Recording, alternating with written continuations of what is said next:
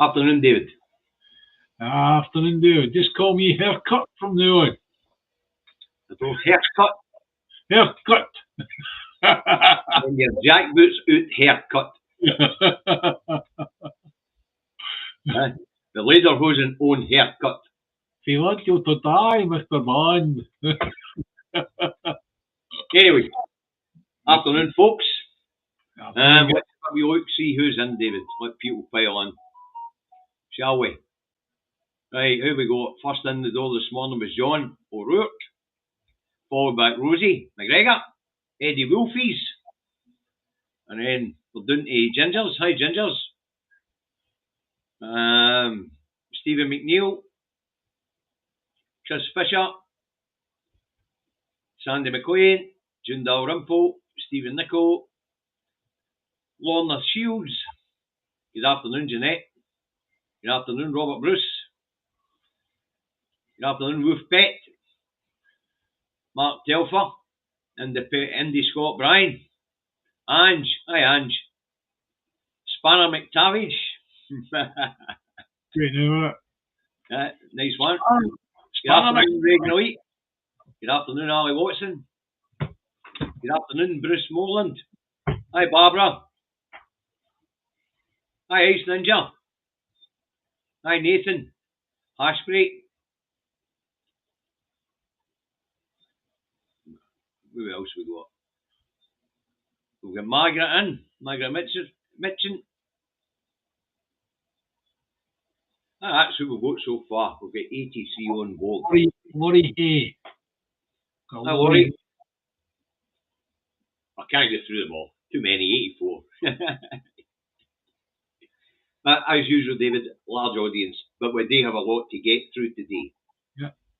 We do. So we'll probably not get through it all if we don't sort of keep it within the boundaries that were set for ourselves. 6 minutes of story. Robert Bruce there, he's got a lovely name. And I hope you're keeping well, Robert.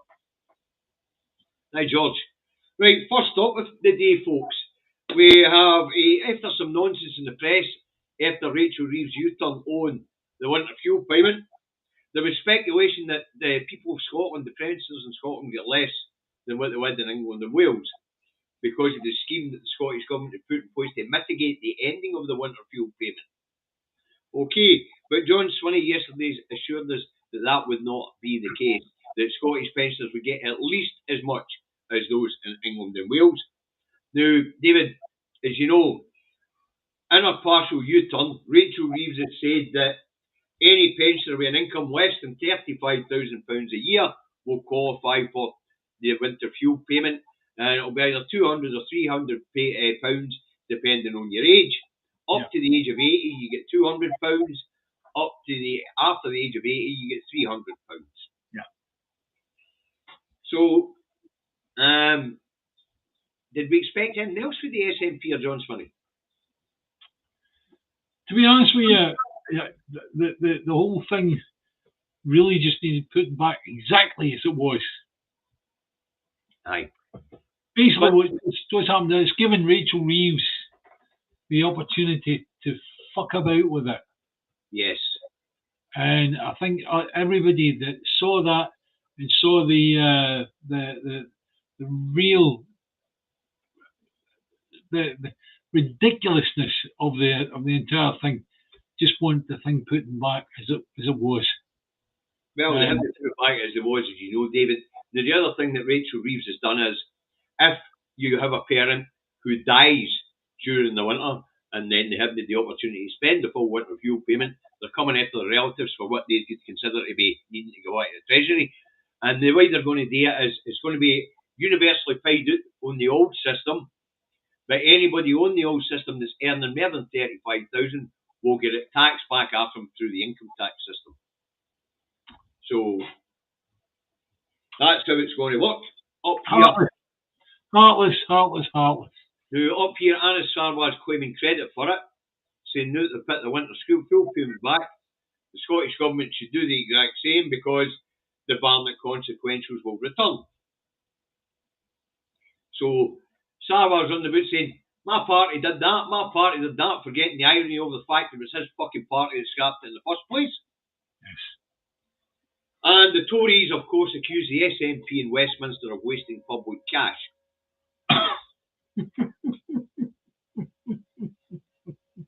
So, at least new pensioners here in Scotland will know that they will get at least what they had before, and depending on how the consequences go, they might even end up with more. Do you know, honestly, see, for somebody that wants independence like me, like you, right? It's like we want independence for other right reasons. Probably it gives Scotland the economic levers to do this, that, the other. But there's another side of me that really, really wants to tell these bastards, fucking go and don't darken my door anymore. I'm afraid we're not getting rid of the Labour Party in its current form, or the Tory Party in its current form, until we get out of this fucking union. Yeah. Right, let's move on, shall we?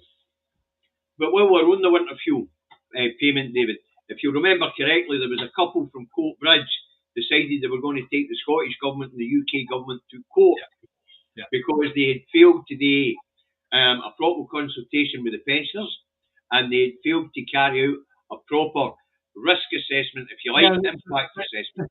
This is what I didn't understand. Why did they take the Scottish Government to court? I understand taking the Westminster to court, but taking Scottish Government to court, I really don't understand, because Scottish Government had no choice in the matter.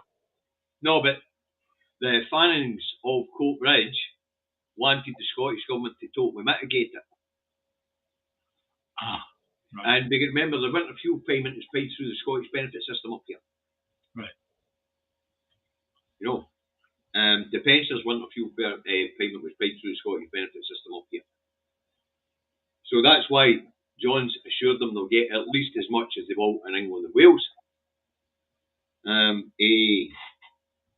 But as I say, the Fannings, and that's the name of the couple from Coatbridge that was taking the Scottish and UK Government to court. We are told on Friday that the case, their petition as they call it when it comes to the Court of Sessions, has been denied a hearing. Yeah. Now, we know why it's now been denied a hearing. That is because of Rachel Reeves' partial U-turn. Mm-hmm. The court's decided that it's no longer relevant. But I think the court might have been wrong, David, because prior to the change of the winter fuel payment, 11 million people go out a year. With Rachel Reeves' changes, only 7.5 million people will get out a year. Now, a lot of these people who are talking about having incomes of more than 35,000, does that include assets? The problem, you can be a millionaire on paper and not have a penny in your pocket. You can be living inside a house that's like, if it was to be sold in the open market, you'd get maybe 2 or 3 million for it, and yet you're penniless. Yes.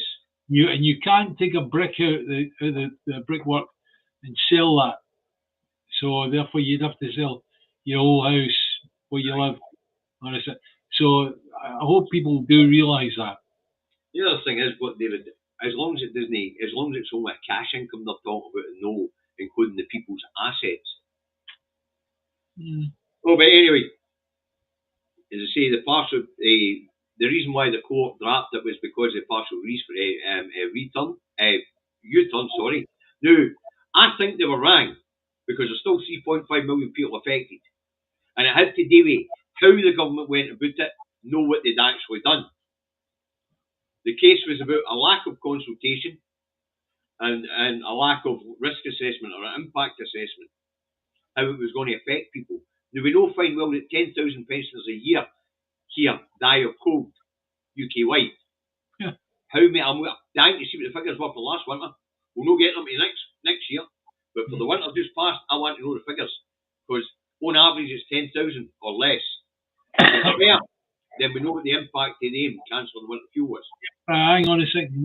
It's been augmented anyway, David, because we had the problem previously with the increasing fuel prices, electricity prices, gas prices. So therefore, you're going to find those figures fudged anyway between two issues, and you're not going to get proper You're going to get enough Well, information. they also control the energy market, so if the amount of deaths is going up, or the amount of people dying of COVID going up, then we can still wait directly at the door of the government. Yeah, okay. But we know doing an impact assessment to see how many people it would kill. Yeah. That was really irresponsible. Sorry, David, at the end of the day, it's like the entire Westminster administration is so wrong on so many levels. It's difficult to know where to start. So Right. at the end of the day, it's like really is ridiculous. But as I say, if Reeves had the U-turn, would that case have been heard? I think it would have. Yeah. I really do. Right, let's move on. Well-known liar and Sir Kid Starver, disabled kicking, genocide enabling, policeman in Rutherglen, Michael Shanks, was on the BBC to tell us all that UK ministers will shortly be announcing a programme of investment in the Grangemouth site to generate work there. So, come on, David, tell us what points away from that. We'll get to that wee bit. Now, he's on the Sunday Politics, David, right? Mm-hmm. And he's telling Martin Geisel, I think it was, that there's many projects, 80 projects in the workings. So, obviously, the presenter asked him to name one. He said, oh, can he? The due diligence is being done by Scottish Enterprise. I don't know what they are. So, of course, the head of Scottish Enterprise tells the BBC, we are looking at a few projects, they could produce jobs in the long term, starting in the time we've done the due diligence and planning and all that's went through, should take 3 or 4 years. But as you point out, David, there is an elephant in the room, and I'll let you announce it since we're here. What's the elephant in the room? Oh, fuck. No, come on, you do it. Okay, then. UK government doesn't own the site of Grangemouth. That's right. Petro, Ineos, and the Chinese company own. Chinese government actually own. If they had Grangemouth. compulsory purchase, that different matter. Compulsory purchase lets you know that they're serious and they're going to do something. If they don't compulsory purchase it, they're not doing anything. And that weasel, fucking Shanks, I think that's written on my toilet somewhere, is I'll pull the fucking plug on the Shanks. I'm pulling the plug on Shanks this time. Fucking liar. Lying wee bastard. Well, he did say could lead to, maybe lead to. And he was talking about massive Scottish and UK government investment. No, we read the Mueller report. It's private sector investment. Scottish Enterprise. I've heard it too many times off Labour boards. Perhaps, maybe, might. Aye. Can't live my fucking life on maybes. No, we can't. No, we can't. But as I say, the idea that UK ministers are going to tell Jim Radcliffe and the Chinese what to do with their property. Yeah. Fucking heard that. That's how you know you're talking pish. If you do a compulsory purchase, then you are serious about what you're doing. And that means you're going to do something with that particular site. Whether it be bring a railway line through or whatever it is, compulsory purchase allows you to do that. Without that, nothing's happening. No, as I say, that's why it was pie in the sky. Yeah. He's telling the Scottish people that UK ministers are going to be telling us in the next few weeks what's going to be going in there. Yeah. To generate work. Yeah. He's also talking about the UK government investing millions and the Scottish government investing millions. We read the Will report. It's private investors. The Scottish Enterprise are doing due diligence to make sure that these people who have put forward schemes have the money to bring these schemes to fruition. Yep, because it's private enterprise. Yep. So Michael Shanks was on the television yesterday lying his fucking head off. Yeah. Pants on fire. And the real reason for it, David, is we just pointed out, is the UK government can't be telling us what's going on that site because they don't fucking own it. Yeah. Right, let's move on, shall we? Now we've pointed out that Michael Shanks has been talking pish.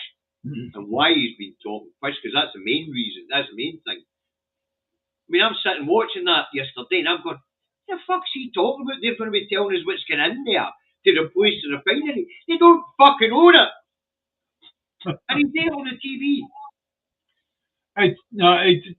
The weekend I spent my time on two Labour councillors. One was William Rooney, and the other one was Douglas McAllister of Western Bartonshire Council, right? And you listen to some of the stuff they come away with. Yeah, fucking hell, it's like polishing a fucking turd. They're both polishing turds, and then going, there you go, hey, there's a polished turd there, right? I mean, one good example was Bearsden. They're going to build one of these battery parks, they've got battery park for turbines, right? And they're trying to talk Eastern Bartonshire Council away from doing it, right? And this is where I get my information from. William Rooney, he actually talks about that. Councillor opposes Bradfield battery site, right? And it's like, you look at it, it's very, very simple to put up against. Do you know what it's interesting? Shanks also said in that interview that there would be any new oil and gas issues issued. Right. The ones that are there would be allowed to expire, and then they wouldn't be renewed. Very nice.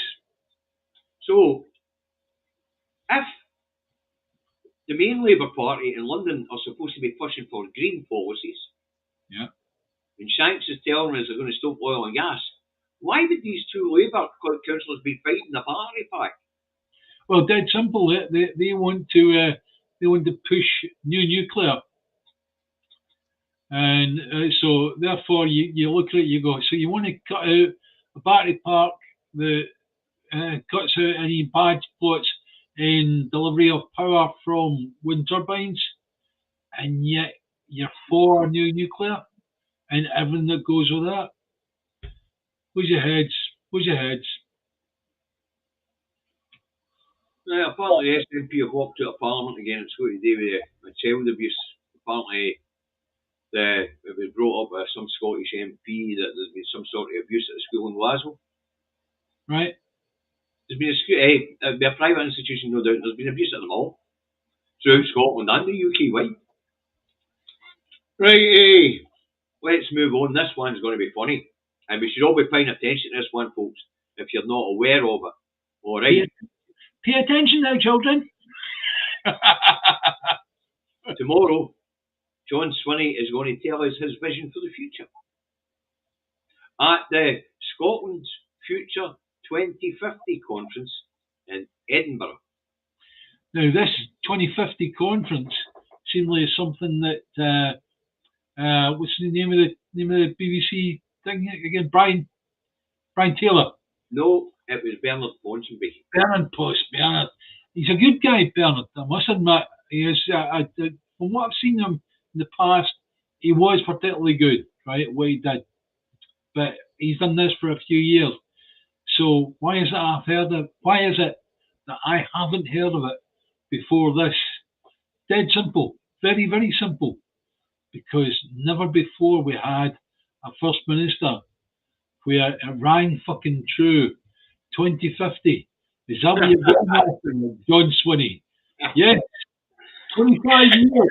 He wants his fucking gold watch, and then eventually he'll go, yeah, there you go, lads. I thank you for the gold watch. You can now go for a referendum, whatever it is you're going to do. Well, anyway, the reason why I'm saying is pay attention, folks, because it's important to hear what he's going to say. Now, if you want to go along to the event, you get your tickets on Everbright, and they're free. The event kicks off, the doors open at 8:30 tomorrow morning in Edinburgh. There's still tickets available. Yeah. There's going to be various committees on umpteen subjects. The one subject that none of the committees are looking at is independence. But apparently John will be giving a speech on independence at this particular conference tomorrow.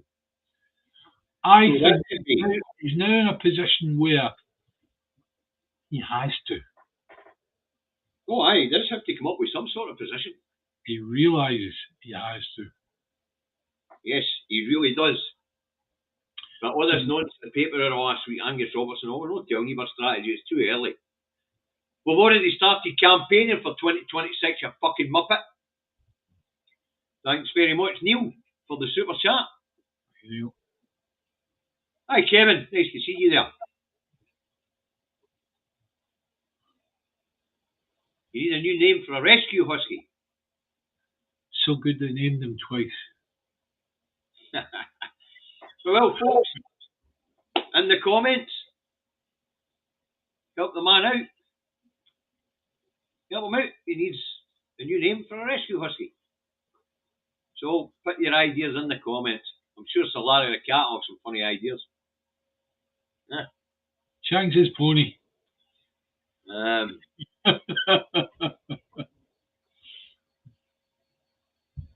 it's no 4th 2050 Chris Fisher. He's speaking at the Scotland 2050 Futures Conference. It's been going for a few years. The think tank was set up by a guy called Bernard Ponsonby, STV political Editor. political editor. Yeah.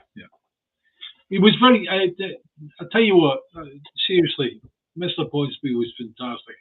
Listen, even at the BBC back then, Bateman and Ponsonby at STV were brilliant when it came to political editors.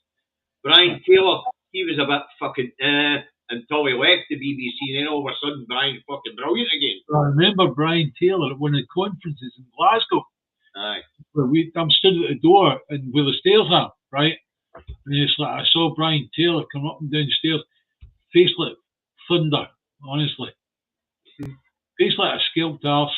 Seriously. When I seen him in Aberdeen, he was quite cheery. Aye. He even said hello to me and Sarah.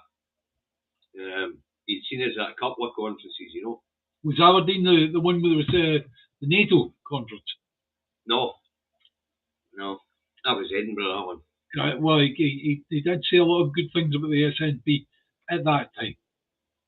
I have to say that once he left, stopped being a BBC editor and went freelance again, or started working for papers again. Brian seems to be a totally different person or a guy. You can tell how controlled he was at the BBC, you know. Yeah. Right, so folks, if you want to go to that event, as I say, I'll put give me 2 minutes, I'll pop this up. The event's tomorrow morning. As I say, the tickets are on Everbright. And it's a free event. Location is 54 George Street, Edinburgh. The Usher Halls, I think it is. And their vision, why they're doing it. Poll question, ignore the poll. Tell you how bad the poll is. I'll take that down. How bad the poll was that when you go to the selections of what was important for Scotland's future, independence was spelled on dependence. O-N instead of I. Yeah, which I thought, on dependence? Onward or ongoing dependence? I was a bit confused by it. Right, so John, as I say, it's funny to give a speech tomorrow. I'll be listening out. Hopefully there'll be a link for this a conference out there somewhere. But I didn't see a link for it in the comments on the Everbright ticket page. That's what we were just looking at. Yeah, I mean, here's something good I would like to put into such a conference. Is why is it a bad idea to have another referendum? We talk about running a new referendum, right? Why is it not better to have a de facto election? There's less chance for rigging an election than there is for rigging a referendum, because the way the referendum is run with different rules. And I would say definitely let's go for a plebiscite or de facto election as our means of gaining independence. David, do you know how I feel about this? Any any political event in the form of a poll will be. Preferably a Westminster election, because we know they can do fuck all about that. Yeah. And Could they rig it? but the fact of the matter is, they find it more difficult to rig it because there's a lot more going on with the English areas, and that keeps them busy. Yeah, but even at that, if they did want to rig an ordinary election here, it'd be hard today because of the amount of runners and riders. Yeah. Especially Reform entering the fray, that even muddies the water even more. That could make it easy to rig it. Right, let's move on. Scottish Tory leader Russell Finlay to tell his party conference in a phone box somewhere here in Scotland that if he becomes First Minister at the next election, don't laugh in the back, naughty. No laughing. If Mr. Finlay becomes the next First Minister of Scotland, he's going to take a claymore to public spending. Fucking hilarious stuff. Didn't know Russell Finlay did comedy, did you, David? No, not at all. In fact, he doesn't do. Fuck off. Anyway, he says he'll cut public spending by 650 million quid, David, by cutting quangos and taking the civil service back to where it was in 2015. Oh, I wonder why he's doing that, David. Please tell. I can tell you exactly why you're doing that. You're doing that to reverse all the mitigation and the improved social contract we have here in Scotland. He is going to take an axe to the watchdogs, that's your quangos, and he's going to take an axe to the civil service because he won't need them to administer the Scottish social security system. He'll get rid of it. He won't need them. Let me and my Tupman's worth in here, right? We now live in a world where there's no chance of that happening. I'll bet the fucking house on that, right? Where it could happen. Things do happen, right?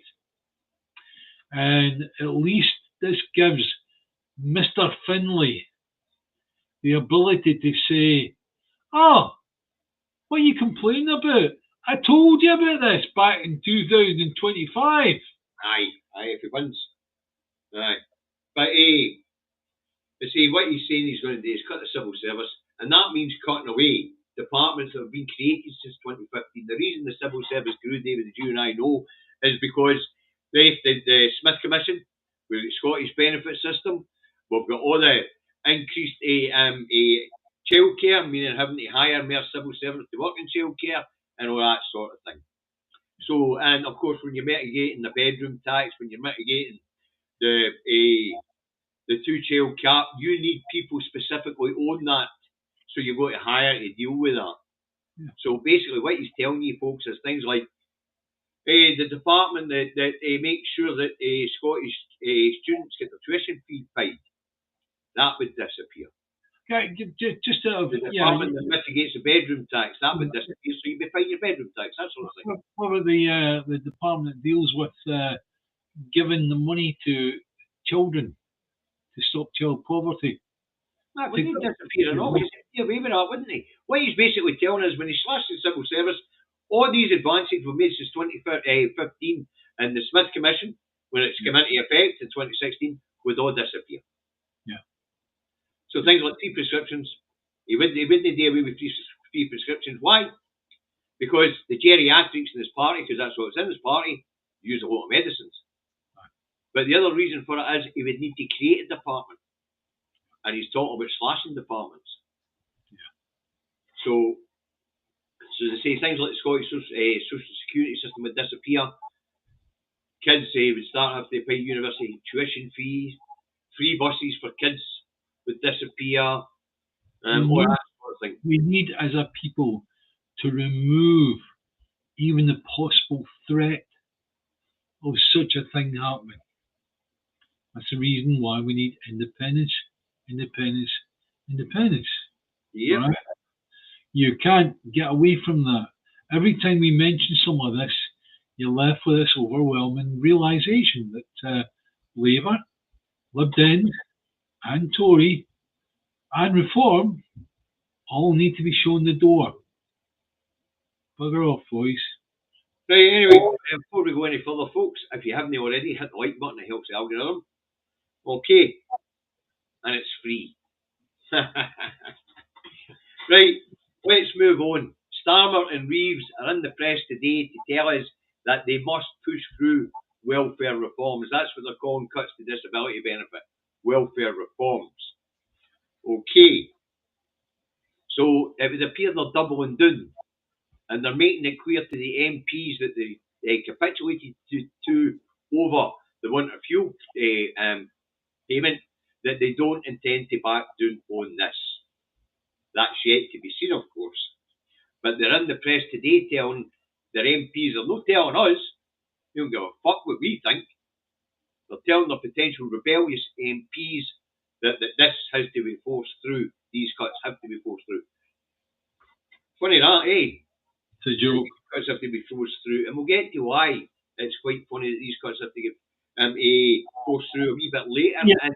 Are you surprised at an administration that can actually stand up in front of those people and say, that's it, we're killing any trade deal with Israel, and at the same time they know fine well the spy plane is getting fueled up and ready to go from Akrotiri to show where there, David.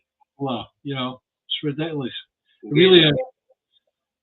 So it would appear, folks, that the unpopular decisions that have been made by this Labour government will continue. Will the U-turn further down the line, claiming that there's been economic stability means they don't have to do it anymore? Possibility.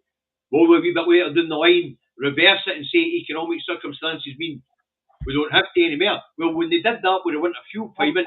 Hold on a second. Right. Is that Starmer at the dispatch box? Yeah. He's saying he needs a new box of Thai food tea bags for the number 10 Downing Street. Oh, and he's bringing in new taxes for those worst off because they'll be able to afford new tea bags better than anybody else in the world. So taxing the rich is just something that's never going to happen because he's paid for by the rich. End of. Lovely. Anyways, we know, folks, these reforms, what's happening is they're going to tighten up in criteria and take benefits away from people who already own these particular benefits. Now, the idea is that they make these poor fuckers that poor that they're going to have to find work or starve to death. Yeah. Yes. Remember, it's the old situation. You get the poor people just to walk into the sea and not come back, then Labour have got a nice, easy time. Tories have got a nice, easy time. Reform have got a nice, easy time. David, we talk about winter fuel payment, that was designed to kill more people to get them out of state fucking pension. Yeah, exactly. Right, let's move on. UK Labour Party U-turn on election pledge again. And this was their pledge to shut down Weatherfield and the Huddersfield asylum camps. Yeah. As we know, they've recently announced that they want to get the asylum seekers out of hotels by 2029, David. Yeah. So how are they going to do it? They're going to increase the number of concentration camps. So they're looking at old military bases and they're looking at expanding Weatherfield, which has been condemned and says health and safety said should be shut. Yeah. And the same for Huddersfield. Now, during the election last year, Starmer pledged to shut Weatherfield and Huddersfield. Now he's talking about expanding them and finding new sites because apparently it's costing $15.3 billion a year to house people coming seeking asylum. Let's see. You've got to think like them, haven't you? At some point, you've got to stop and think like the fascist bastards down the road, right? Let's see. Oh, where is it we've got that we put all our shite? Out the back, yeah, Scotland. Well, let's see if we can find an island somewhere in Scotland. We'll get rid of the indigenous population. No, in actual fact, we'll keep the indigenous population there, and we'll just swamp it with people in small boats. We'll make sure there's no small boats for hire. Simple as that, right? and that means then we can keep them there. Well, as I say, apparently, humane accommodation isn't any good. You've got to get all run-down military places, give them a quick lick of paint, make sure the plumbing's working, and then just fuck them in there in the multitudes. I think we call them concentration camps, David. Yes. In fact, Wakefield was described as a concentration camp. Work shall set you free. Although they don't get to work, do they? No, they don't get to work. They just get to lie there in these squalid conditions and fester. Yeah. I mean, Wakefield and Huddersfield, the amount of sicknesses and that have been in there, as they pile them high in nasty old prison and army bunk beds, you know, in dormitories, giving them slops 3 times a day. There you go, £8 a week, there your cash money. Access to communication in case they need to speak to a lawyer or a member of their family. But so there you go. These people have to be taken from these hotels, which is costing $15.3 billion a year, or accommodations, and to be slapped into concentration camps apparently. Yeah. Okay. You've got to say that the hotel owners were all Tory members by and large, right? So one would imagine they want to do that initially, get these people out of Tory-owned hotels into Labour-owned hotels. Yeah. So maybe backtrack on that policy at some point. Well, to be fair, most of these hotel owners don't deal with the government. They're done through third parties. For example, it was Mears that recruited all these places and hired all these places in Glasgow. Right. Mears have got huge home office contracts right across the UK. Yeah. And it's probably the reason why it's costing $15.3 billion is because all these companies, private companies that are supplying the accommodation, they all need to make a profit. Why? They're scooping the taxpayer for everything they've got, aren't they? Aye. Now, in this idea that these people are in 5-star hotels, they stop being hotels the minute they're taken over. They then become detention centres. Yeah. Yeah. I mean, if what do you reckon it's actually costing per year? They tell you 15.3 billion. Right. Million or billion? Billion. B. Bravo. Brilliant. Bravo. Brilliant. Right. That's 15,000 million. How many people we're talking roughly? 50,000. 50,000 people. Sorry, I was 110,000 now. Aye, 110. All right, let's round it down to 100,000. 100,000 people costing £15 billion. You do the arithmetic yourselves. Come on, anybody with a calculator out there? And what's it cost? What's it cost for each individual person? Hey John, I'll get to yours in a minute. We've got it would appear we've got a nut job in the room. Send them back. Send them back to blood, slaughter, persecution. Yeah. It would appear that we have got the absolute wealth of human kindness in the audience today, folks. Yes. Talking about the wealth of human kindness, here's my good friend John McGoran. Just I've been waiting on you popping up, John, to thank you. I have tried to call, but I've lost fucking my messenger's pissing me about. Hello, you two truth tellers. Hope you're good. A big hello to all your fantastic friends and independent supporters, PF. I hope you and the wee and liked your wee surprise. John, I'm wearing one now, as you know. And Sarah's over the moon with that dragon jacket. In fact, I nearly brought her to tears, to be fair. Because she couldn't say she was over the moon that you thought about her when you seen it, wherever you seen it, John. She was twice as touched that you actually went to went to trouble of buying it for her and sending it. So thank you, John. Now message me and send me your postcode so I can come down and thank you and either personally, will you? Alright, as I say, if I can get a signal on this bloody mobile phone, I couldn't get through to David, or David couldn't get through to me early because of my crap signal. I'll give you a call and thank you personally, but thanks to you, John, and the Indie Grannies, I'll not have to buy any t-shirts this year.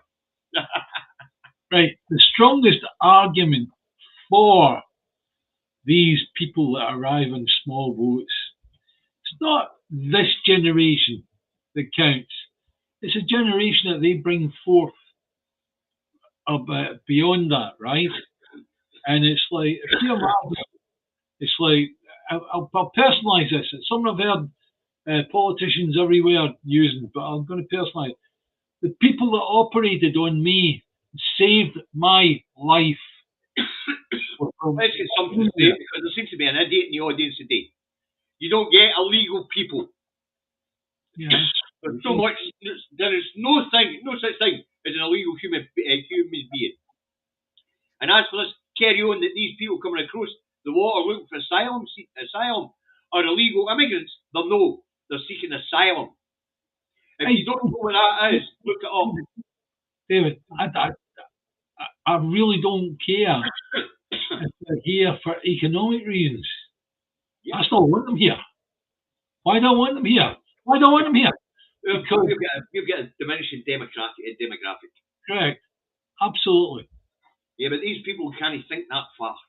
First, they want us to send them back to war zones, and now he's wanting to know if we would take them in. I would, thanks very much. They're not foreigners. They're not enemies.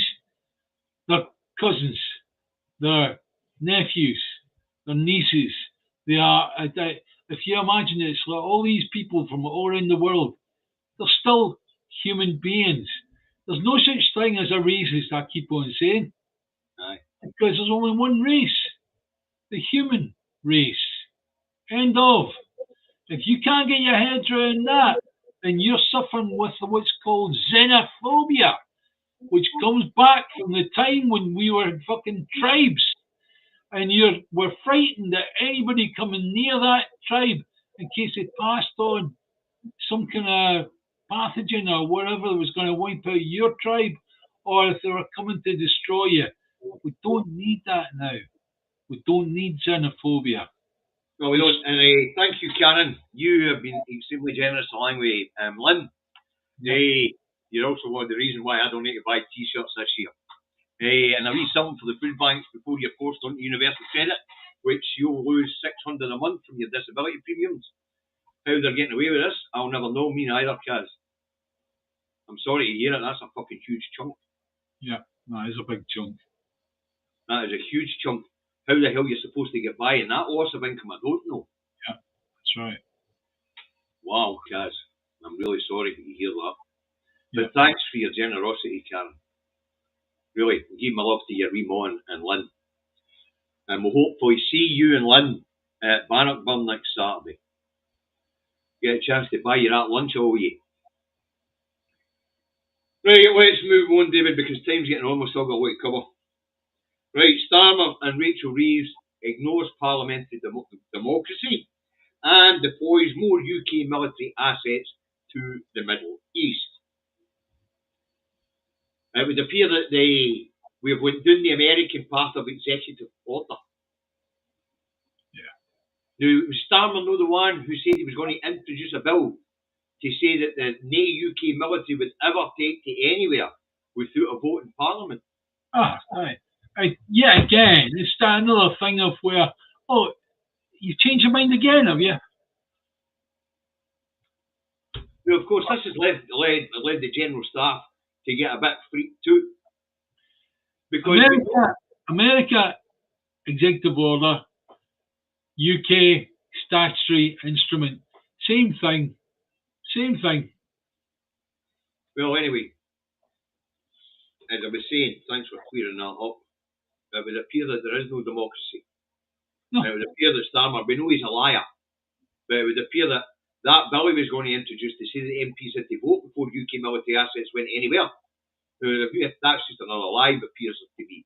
Because they've moved these military assets, RAF jets, the main fighter planes that we've got, some of them to the Middle East. The General Staff are going fucking mental because there's no protection for our shores. We don't have a missile defence system. We don't have enough of an air force to defend these islands. And they're shipping them out to defend Israel. When, as you and I know, David, the real threat for us isn't coming from the Middle East. It's coming from the North East. And as Iran's a proxy of Putin's, apparently, if we become too much of a pain in the arse getting involved in the Middle Eastern caper, Iran goes to Putin and says, "Can you hold these fuckers up for us?" I thought the latest thinking now was actually reinvent Dad's Army. Who do you think you are thinking, Mr. But one thing, David, you're getting a medical discharge before you even start, so don't worry about it. Please don't worry about that to me. All right. Hey, The devil's laugh at my job. you look dead 60 with your broom handle. Stood Aye, there with well, your broom handle. at least I know what to do with it. Don't want to give you a loaded fucking broom handle. All sorts of things happen.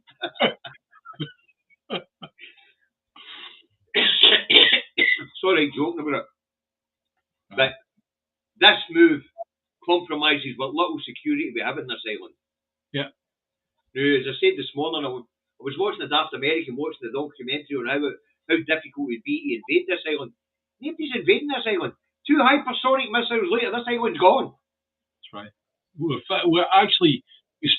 wasting 5 minutes of time actually working out that effectively if Russia set up the hypersonic missiles right on the Russian border With Finland at Leningrad, August region. and set them up, one to go to London and one to go to Fastlane. Fastlane one, we reckon we've got 6 minutes. 6 minutes, that's that. Aye, London's got 13 minutes. Aye, that's right.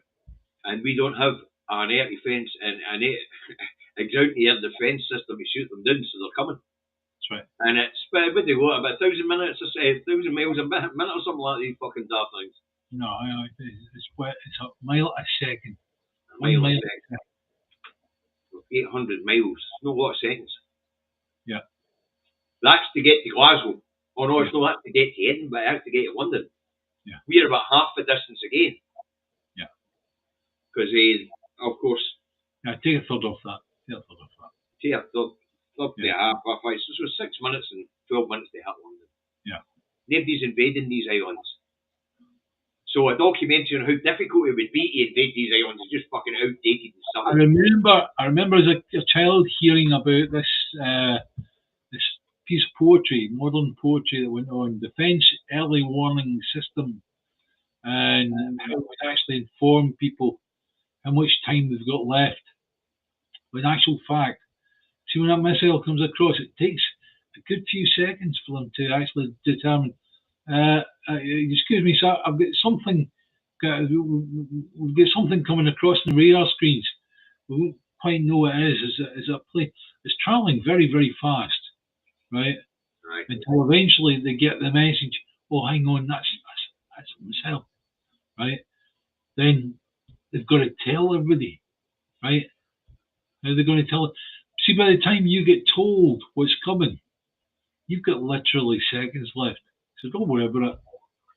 Aye, well, see, it used to be called the old 4-minute warning system, didn't it? Yeah.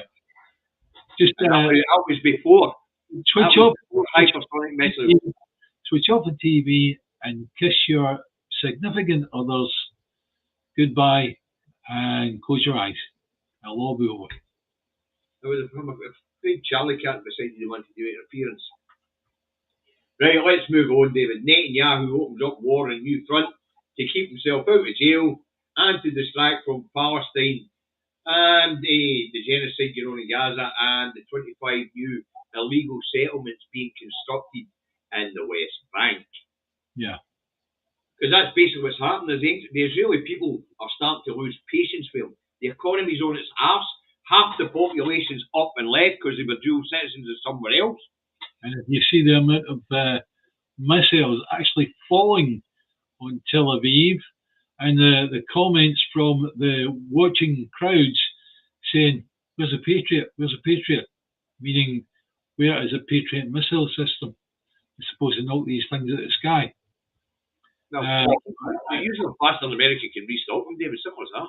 I know that the Patriot is one system and among several others, but seemingly they're using British aircraft to actually hit these missiles at the sky anyway, up the sky anyway. So, what are we doing, guys? Why? Why? Why? In my name, David's name. Why? And what in our name? Why is it? Why are You should say that, David, because with Israel? it's interesting you say that because Rachel Reeves, as you and I both know, was in the papers this morning saying we're not at war, but we could be going to help Israel. Actually, we are at war. Yeah. Because each time there's been a strike for Iran, UK jets have scrambled to intercept. Yeah. We are also involved in bombing the Houthis to the Red Sea on behalf of Israel. Yeah. So for Rachel Reeves to say that we are not involved in war, as well as spy missions or Gaza, it's a flat out bloody lie because these are facts we all know. Yeah. These are facts that have been reported on the BBC. Why enough? Why enough would you try to bamboozle people in the United Kingdom on whether or not the country is at war? The country is at war simply by actions, not by a politician saying we are at war. Oh, as I say, we know that the last strike on Israel, by the retaliatory strike on Israel by Iran, the RAF scrambled the jets for Akatiri to intercept. Yeah. And now they've sent more jets to Akatiri to intercept. Yeah. If that's not being involved in the war, then what the fuck is? Yeah, and also we've got Royal Naval assets in the Red Sea. We have. They're the ones that are bombing the Houthis. Yeah. Right. Apparently, in order to save myself, just to jump down one of your rabbit holes, David. No, they're all taken up. You get your own rabbit hole. Sorry. No, I'm in that. So, I mean, one of the things that this has brought, and it should be bringing to people's attention, is that the UK government isn't just complicit, it's an active participator in this war. Yeah. Actively participating in what's happening in Palestine, and actively participating in what's going on in the Red Sea, and actively participating in protecting Israel when anybody goes to have a pop at them. So, if it flaps its tail like a fish, if it's got scales like a fish, if it breathes like a fish, it's a fucking fish. well, let me change to the duck analogy, of course. Right, let's move on. We've only a couple of minutes left. Let's spend it laughing at Trump, shall we? Go on then. Apart from the tragic murder of a couple of Democrat and his wife over the weekend. That's not good. That's not good at all. Well, I see they managed to arrest the guy, Volter, that's a voter who is responsible for it. And apparently Trump knew him. And apparently they were aware of his agenda. Yeah. He had 60 politicians on his agenda. Apparently this guy. But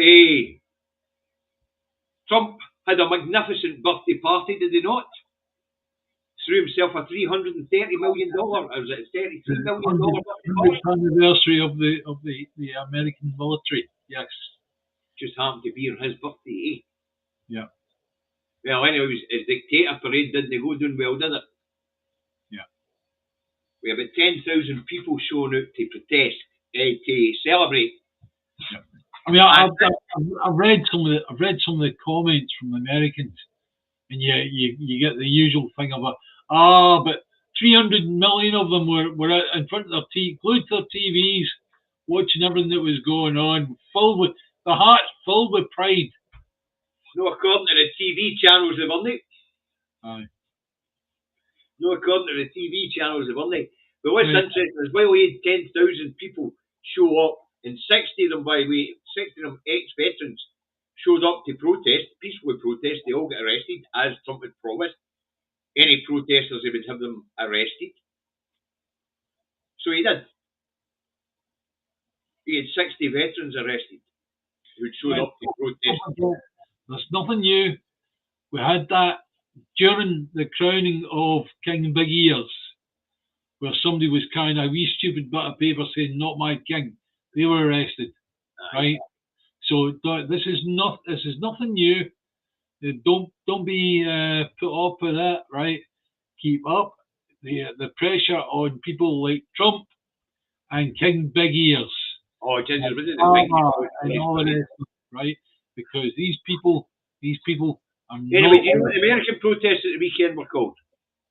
no my king, No, it was called No Kings. no kings. That's right, no kings. And between 5 and 10 million people took to protesting in the streets of America. Yeah. About a third of the 0.3% of the population went out and protested. And can't compare that to the 10,000 that showed up for Donny's parade. And did you see the images of Donny sitting there miserable as fuck because there was no crowds chanting and waving and cheering? As far as I'm concerned, it's like two modes. Off camera, he's face like a skilled arse. On camera, he's like, yeah, like the dance moves and all that. Fuck off, Trump. Fuck off. As I say, I took great pleasure in watching him. He was nearly in tears. His big birthday parade, his big dictator parade, and nobody showed up. Yeah. And rather than portraying strength, the rest of the world mocked him as being weak. Yeah. Meanwhile, in red states, we've got police chiefs telling people that if they protest, they're going to fucking shoot them. You know? Look, it's a country, as far as I'm concerned, America is a country that's falling apart, right? But whilst it's falling apart, you have to remember, America also has this thing called the military-industrial complex, which means that as it's falling apart, it becomes hugely dangerous for the rest of the world. I would say the same thing for the UK. Yeah. Because every stunt that's been pulled in America by Trump has already been pulled here. As you pointed out, arresting protesters.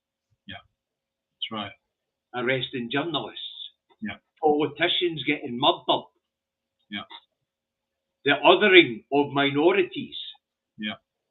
It's all been done here. Mm-hmm. Just a wee bit politer about doing it here. But it is happening. I mean, we talk about Trump's immigration concentration camps. Now, we've just been talking about how we've had a couple of them a lot longer. Quite a few, actually. Yeah, well, instead of Rwanda, he's got Nicaragua, isn't it? Nicaragua, he's actually asked them to put up this big place so they can get rid of all the people that they would get rid of. So I mean, I'd like to know many that get caged in these ICE centres. And I mean fucking caged. They were keeping children in cages. Yeah. Unbelievable. I know. But it's all been done here first. With the boat, the Bibby, whatever it was called. Where all the asylum seekers get sick with Legionnaire's disease. So, what we can say for certain is, there is a malady in the world, right? It's called politicians of Trump, Starmer, their kind of level, Netanyahu, all these different politicians that have managed to gain power, and we've allowed them to. We allowed them to do it by sleepwalking to the polling station. We must never sleepwalk to the polling station. Think about who you're going to give a vote to. Think carefully who you're going to give a vote to. David, I'm going to point something out to you that might not have been obvious to you, but it should have will be obvious to you because you and I are daft enough to do these things. But have you noticed how political parties have stopped putting out detailed manifestos? Correct. Starmer ran for Prime Minister without telling us a fucking thing he was going to do. He did tell us things he was going to do, but all of them turned out to be the other way around. Yeah, but he dumped all the pledges before he'd actually hit number 10. Yeah, that's right. They came into government with no strategy, no ideas and no plan. Yeah. And no telling the people what they stood for. Well, if you think his latest outing in Larkhall, Hamilton, Stonehouse, or whatever it's fucking called. They wouldn't even let the politician go to the hustings in case he opened his trap, and everybody saw what a fucking balloon he was. Aye.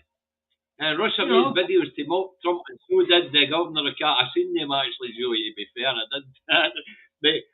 Gavin Newsom's become quite a pain in Trump's side. Really quite a pain in Trump's side. But Trump's shown himself to be a doddery old man who's senile, weak, no idea where he is. Apparently, when they're giving him news briefings, they've got to take in a CNN-style cartoon. Sorry, a Fox News-style cartoon to explain it to him. Fucking no real. It reminds me of Bush. It reminds me of fucking Liz Truss. No, what was it? Bush had to try and remember mousy tongue, right? And it's like it was down to mouth, sheep, and then tongue, right? It was cartoons. It was cartoon pictures. Oh yeah, I see how it's pronounced there, mousy tongue. Anyway, that's what we've got time for, folks. But it's quite interesting. Everything that's happening under Trump had already happened here. The thing is, though, see some of these politicians, right? They would see mouth, sheep, tongue as being go back, Jeff. Right, I'm going to round that up there, folks. Thanks very much for your kind contributions. Right from the rabbit hole. We're going to end up in the rabbit hole here. That's why we're chucking in the head. It's 17:01, sorry. And for our American viewers, that'll be 1 minute past 5 in the evening. Because they military clocks in America, apparently. The 24-hour clocks in American clock, a military clock in America, believe it or not. Unbelievable. I know the Ginger does the 24-hour clock because she visited you. But I've got work to go to shortly, and I've got quite a busy night ahead of me, actually. The duopoly will constantly throw the thing to and fro, and they're all just Tories at the end of the day. Aye. We need rid of them. In Scotland, we have a better way. We have a plan. Let's get it done. We haven't got a plan. We've got methods. We've got routes. We just haven't got anybody wanting to take them up. But we'll leave it at that, David. We'll agree not to disagree at this point as we're shutting things down. I hope you enjoyed it today, folks. Thanks for your kind contribution to the food bank. I've got a wee visit planned to Landamora. You maybe get a wee video. If no, you'll get the details if people don't want me to video. And what do you call it? Better get my arse to work. Look after yourselves. I'll be back. Hit the like button. Share if you like. Thanks very much for viewing again in such high numbers. And I'll catch you at 10:30 tomorrow morning. There's no show on Thursday. David's off on holiday. Yes. Hey! And there'll be no show. That's the afternoon shows, folks. You still get the morning programmes. Yeah. Right. And I might throw in the odd afternoon programme, but it'll not be. I'll schedule it if I'm going to day alive in the afternoon. But we'll see. Okay. So I'll see you tomorrow. David will see you in a couple of weeks. 4 programmes. Yeah. I'm going to make use of my bucket of spade. So let's see how we go. That's 20 days. Listen, you enjoy yourself while you're on holiday. I'll think of you while I'm at work. Okay. No doubt I'll get a ring for you sitting beside the pool with your glass of water because that's all your life allows you to have anymore. Fucking miserable. Yeah. Talking to him this morning, folks. He's telling us about how great his blood sugar's in, but he can't get fuck all to eat. I said, up next door and get yourself a nice bit of paper and a glass of water. You'll be fine, David. Right, bye for now. We're off. Right. See you later, bye.